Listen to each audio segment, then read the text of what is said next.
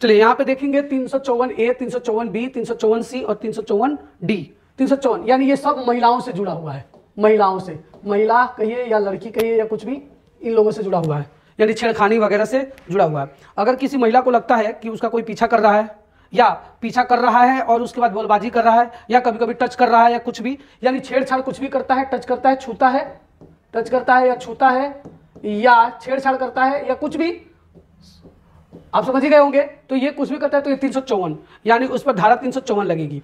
और उसके बाद ये मामला इतना आगे बढ़ गया है कि अब उसके वो जबरदस्ती कुछ करने की सोचता है, बुरा नियत है और जबरदस्ती कुछ करता है, जबरदस्ती करना, जबरदस्ती कुछ भी, तो वो 354B।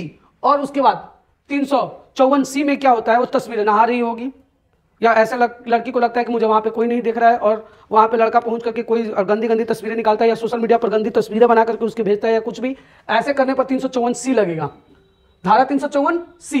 इसके अंतर्गत तस्वीर निकालना, तस्वीर निकालना।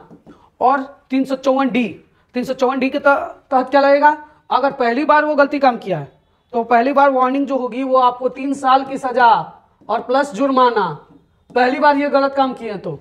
दूसरी बार हो गया तो 3 साल के बाद वो 5 साल और प्लस जुर्माना, ठीक है, ये आपको लगेगा। अब उसके बाद अगर मामला इतना आगे बढ़ गया है और कोर्ट कचहरी अगर एक बार उस पर केस हो गया तो समझिएगा बेल भी नहीं होगा। अगर किसी लड़की के साथ अगर आप बुरा कर रहे हैं या फिर उसको छेड़छाड़ करते हैं या फिर गंदी तस्वीरें निकालते हैं, कुछ भी ऐसा काम करते हैं तो आप पर 354A, B, C, D 4 हो जाएंगे। अब चारों के अलग अलग प्रावधान है तो इसके लिए अलग अलग जाने पड़ेंगे। इसके बाद आप सोच रहे हैं कि बेल, तो बेल भी नहीं मिलेगा।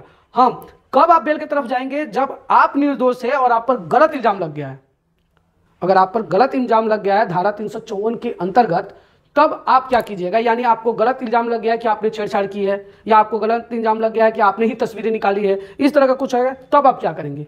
इसके एवज में आप क्या करेंगे कि पहले कोर्ट में जाएंगे, एक वकील, पहले वकील करेंगे, कोर्ट लड़ेंगे, केस लड़ेंगे और उसके बाद आप निर्दोष साबित करेंगे। आपको गवाह, सबूत और आपको ये दिखाना होगा कि नहीं आप बेकसूर हैं। अगर आप गुनाहगार ही हैं तब तो आपको कोई नहीं बचा सकता, लेकिन अगर आप बेकसूर हैं तब इससे आप बच सकते हैं। तो ये आप याद रखिएगा कि धारा 354A के तहत किसी भी लड़की को टच करना, टोल या चौक चौराहे पर उसको छेड़ना, या 354B के तहत उसके साथ जबरदस्ती करना या नग्न होने के लिए उसको मजबूर करना, ये आपका 354B। और 354C को गंदी गंदी उसकी तस्वीरें निकालना या खींचना, ये सब।